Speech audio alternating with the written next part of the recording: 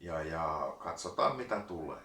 Hyvä. Mutta parasta tässä on, että maailma on aukeamassa, että me voimme jonain päivänä puhua tästä järjestelmästä, joka ylipäätänsä on minun mielestä sairas, rahasta, siitä kuinka me ollaan yhteiskunnassa kiinni. Kaikki on niin kuin keinotekosta, mutta se ei ole tämän aiheen teema, vaan tänään me puhuttiin koronasta ja koronan pelosta ja minä en pelkää koronaa, olen sen sairastanut, se on erittäin kova tauti, sitä ei pidä vähätellä, mutta sen kanssa on opittava elämään, se on tullut ja jää ja vastaavanlaisia tulee, ellei ihmiset muuta omaa ajattelutapaa. Ja ihmiset eivät muuta omaa ajattelutapaa varmasti. No se on ikävä kyllä ehkä näin.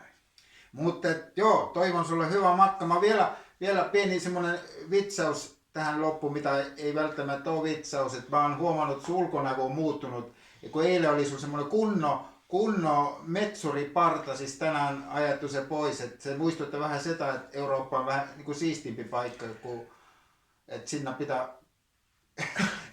Peter ensimmäinen kävi Euroopassa ja ensimmäinen asia, mitä se huomasi siellä, että ihmiset ovat siistinäköisiä ja kun tuli Venäjälle takaisin, siis tuli se käsky, että kaikille myös ajetaan partat pois ja joka ei aja, se maksaa partamaksua. Sä oot vähän samassa meininkissä. No, toi oli hyvä vertaus. Ei siinä, mä kasvatin 2 kuukauden koronaparran ja eilen kun sain tämän soiton, että tulee työmatka, niin ajattelin, että nyt koronan viettäminen riittää Matti Lindforsille.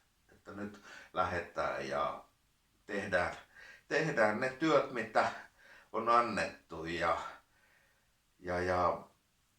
turha pelko pois. Se ei voita mitään. Että Suomessa on semmoinen kuin Nälkämaan laulu, jonka sanat kuuluu, että pelkurit menköö vai merten taa. Selvä. Puhutaan sitten, kun sä oot takaisin. Katsotaan kuinka vahva sä sitten olet. Näin teemme.